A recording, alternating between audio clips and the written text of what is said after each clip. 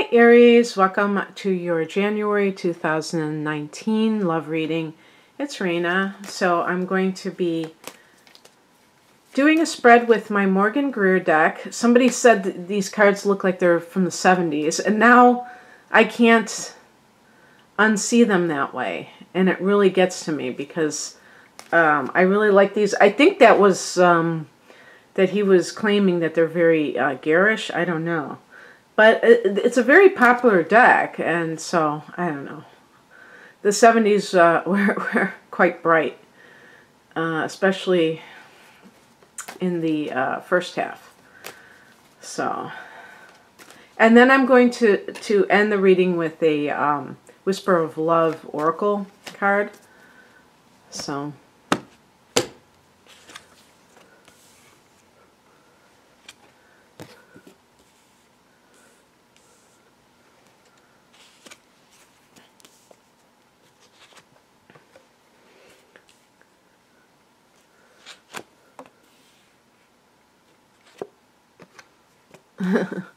I was just thinking about something and then I was like, oh, this is Aries after all.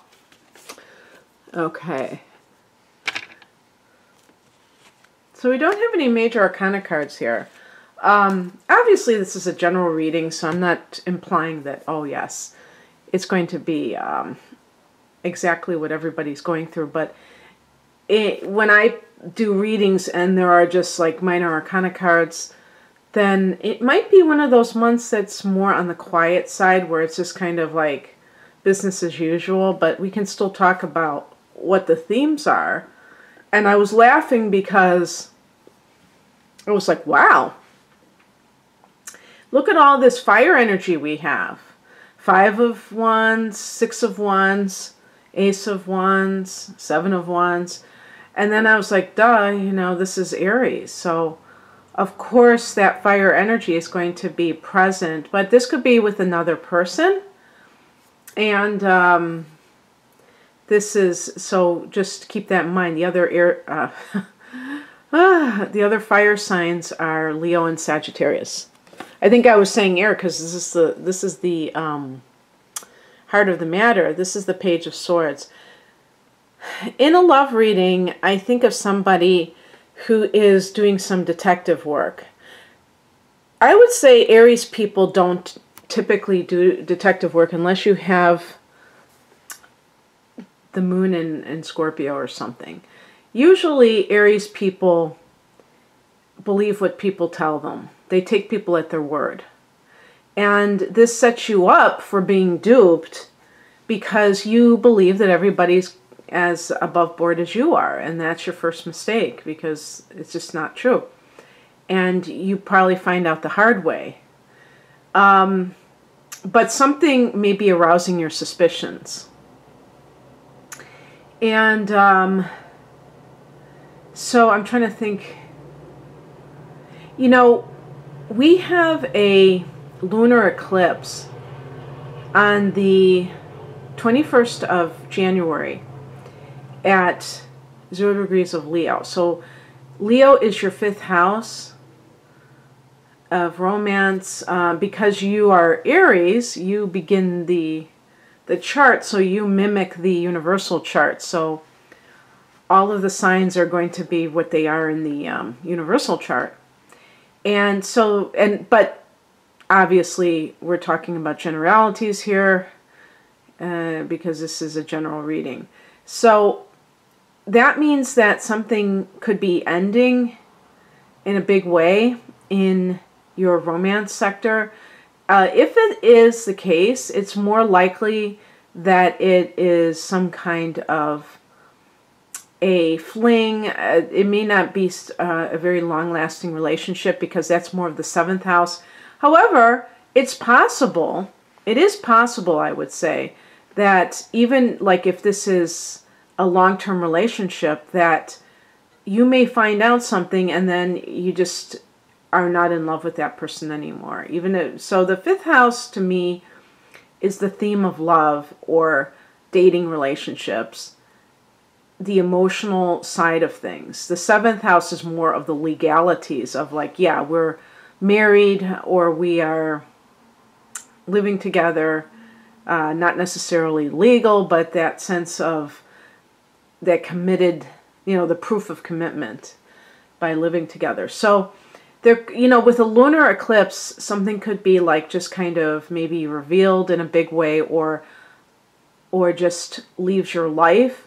And for those people who think that's terrible, understand that somebody's doing you a favor up there, because this is obviously something maybe you've kind of hung around in a relationship too long and it has not been a good thing, and it's like wiping the slate clean. It depends. I mean, it has other meanings, but I just wanted to put it out there. We're going to look at the card that is at the bottom of this reading, the foundation, the Knight of Pentacles, and this is a card that is associated with Taurus. I say Capricorn, and I think of the earth signs, Capricorn is more of a sign that Aries people would have those interactions with. But whatever you want to say, an earth sign, and Virgo's the other earth sign. Now, this could be a situation where you have been working like this person, and maybe this overtime work, if you were doing it, or just away from home a lot, left you vulnerable in a relationship because you just simply were not there. And it's possible too that you're not even in the same country as your partner, and that was another thing. So with the Page of Swords, there could even be electronic surveillance, but you may be doing your sleuthing electronically through social media to try to gain evidence, crumbs of evidence, because you're not physically there to kind of be able to prove things. So for instance, if you are in the military or working in a country for the globalists, I said that one time and somebody laughed, working some kind of contract work in a different country, and you are not on the home front. So that could be even more of how this is allowed to happen. The card that crosses you is the Ace of Wands. So this is, what this tells me is that Aries people are really looking for a new beginning. And you may feel like you are still trapped in a relationship that is maybe dysfunctional. But I feel if that's the case, it's because of your own neglect. And what I mean by neglect is that you have allowed it to continue because you have been perhaps a little bit, how can I put it, I don't want to say that you've been negligent in a relationship, although that can happen. And it's really funny. It's important to note that relationships have to be fed like anything else. You have to invest time in relationships. Unless you're with somebody who's just as active as you, and they're so wrapped up in their career that they wouldn't even have time to cheat. But if you have two people and one of them is more wrapped up in their career and the other person is more, I don't want to say needy emotionally, but they have that orientation that they're less ambitious and they're more sensitive, then it's important that you nourish that relationship, or else that person will naturally seek something outside of the relationship. Not to condone it, but I'm just saying that it's just a fact that you can't not be present and expect to have a healthy relationship.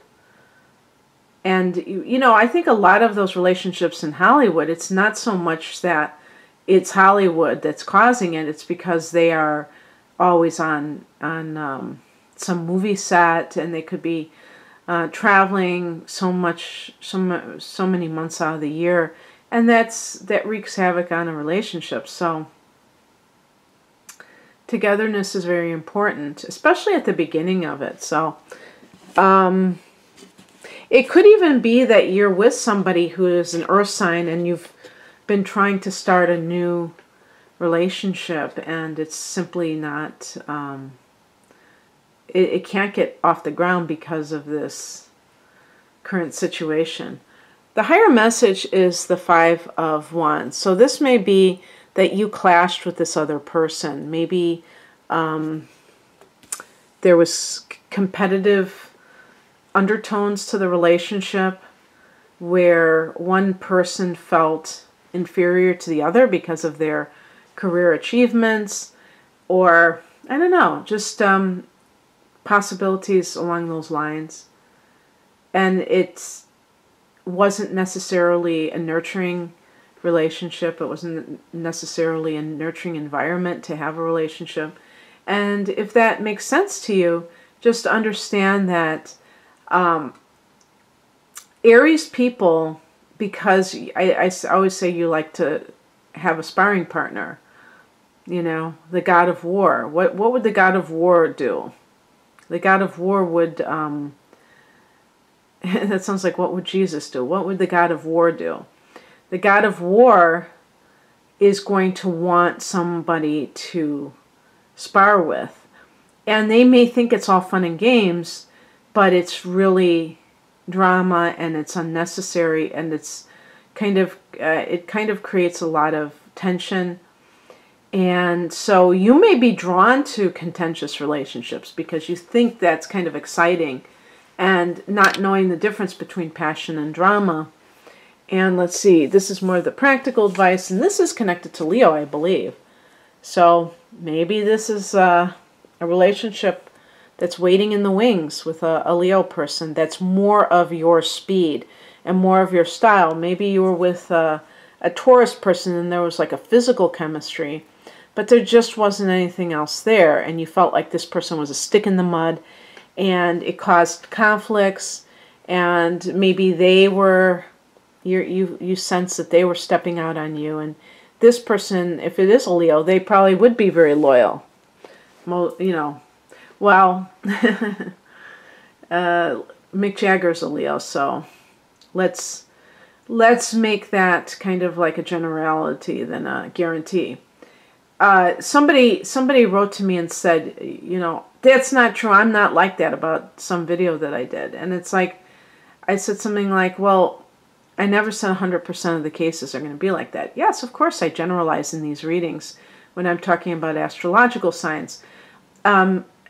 Generalizing has its place. It really does, because the 12 signs are archetypes, and so they form a template of certain characteristics and motivations, okay, psychological motivations. These are very important. I care more about understanding each sign inside and out than I do about predictions and other aspects of astrology, because once you understand them, I feel like you understand when you understand motivations within yourself, you can, you know, adjust to that. But it's not about what's going to happen. It's like, how are you going to meet life, you know? And so I feel like the psychology of it is, if you want to call it that, character study, I don't know the best way of calling it. It's just more understanding what makes people tick, and then you can figure out, is this really a good thing? So for Aries, there is always a desire to initiate new things. And this, in love relationships, this is very important, because you may very well also have your Venus in Aries, and you may feel like love should always feel fresh. And I think that love should feel fresh, but relationship-wise, not in that very fleeting intoxication when you're when you're in that, what's that, what they call that state of infatuation. Okay, that is a very intoxicating state, but it's very temporary. And if you're the type of person who lives for that feeling, you're going to just go from relationship to relationship, and it's really not where it's at. You know, I've been with my partner for decades now, and I just walked in after going grocery shopping about an hour ago, and I was like, hi, and I was like, you know, yelling, you know, he was in another room, and it was like, I was thinking, wow, this is so fresh, because I still, you know, hi, you know, I'm home, and that sense of like renewal, not dread, not like, oh no, I'm coming home again. And that is good enough, believe me. But until you understand the difference between that infatuation stage and that sense of newness from an old relationship, you may be searching high and low and always coming up short. So that's what I'm more interested in studying than, okay, this transit is good for love, because yeah, it may be good for love, but where is the person's head at that's experiencing the transit? What is coming in? Oh, you know what? I didn't talk about, let me talk about that Six of Wands. This is a card of really honoring yourself, okay? And Aries, you may get accused of being egotistical and self-absorbed from other people, and there may be some truth to it if you haven't really become conscious of how you act, and you know, you're kind of like in that state of like my way or the highway. If you get locked into the shadow side of Aries, that can be actually very true. But if you're the kind of person who can appreciate that you might need to alter your behavior, if that's something that you typically do, you may find that sometimes you don't honor yourself enough in relationships. I'm sure, especially if you have Venus in Pisces, Mars in Pisces, so or you know, the moon in Pisces.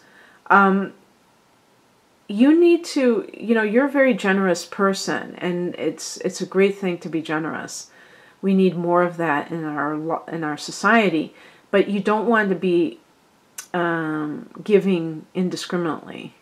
You want to make sure that you're giving to someone who can appreciate that generosity. What is coming in is the Seven of Wands, so this is kind of like standing up for your rights.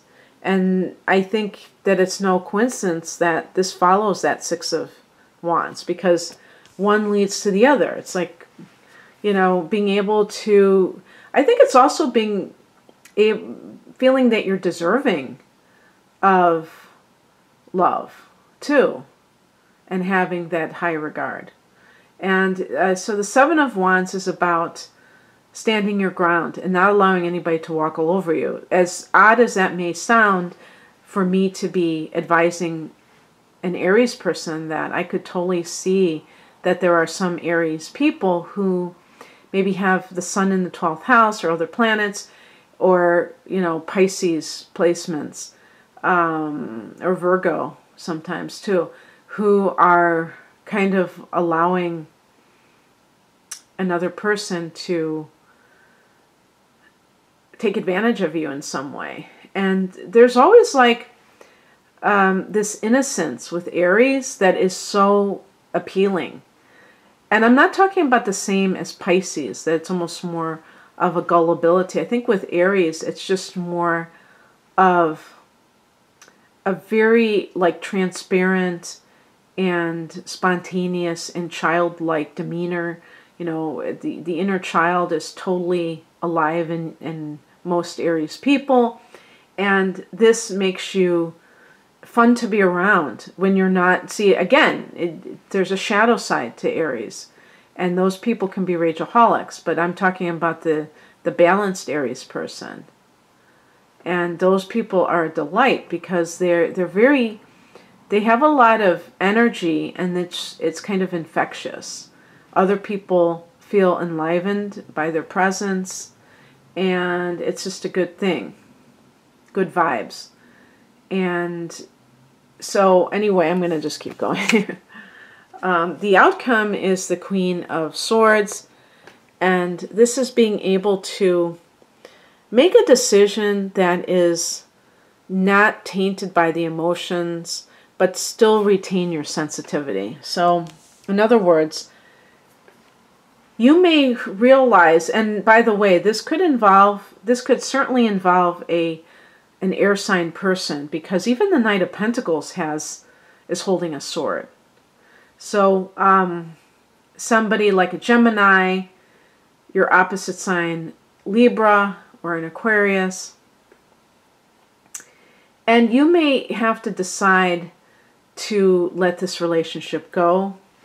Perhaps they are not being truthful, or they are, yeah, I would say especially that, because if you've got the Page of Swords going on, you may feel like they're somehow being underhanded, and you're trying to ferret out information about this person. But your emotions, you're a fire sign, so you're emotional in your own way, and they can get the best of you sometimes, because you may really feel strongly about someone and you can't believe that it's ending. Well, you may have to.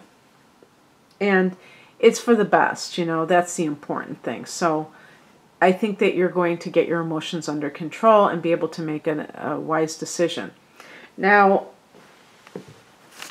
I have only a few minutes of juice, so I'm grabbing my power cord here before it goes out on me, so I can do this Whispers of Love card. We'll see here what I get. It says, back to what you love. Your current situation is giving you an opportunity to reevaluate what you want. I love the illustrations in this.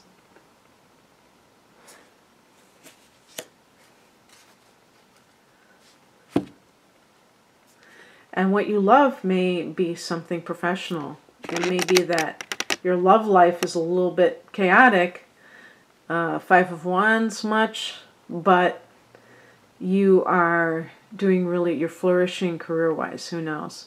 It's actually a very powerful time for you career-wise. You have Pluto there, Saturn, the ruler of that house, and the South Node.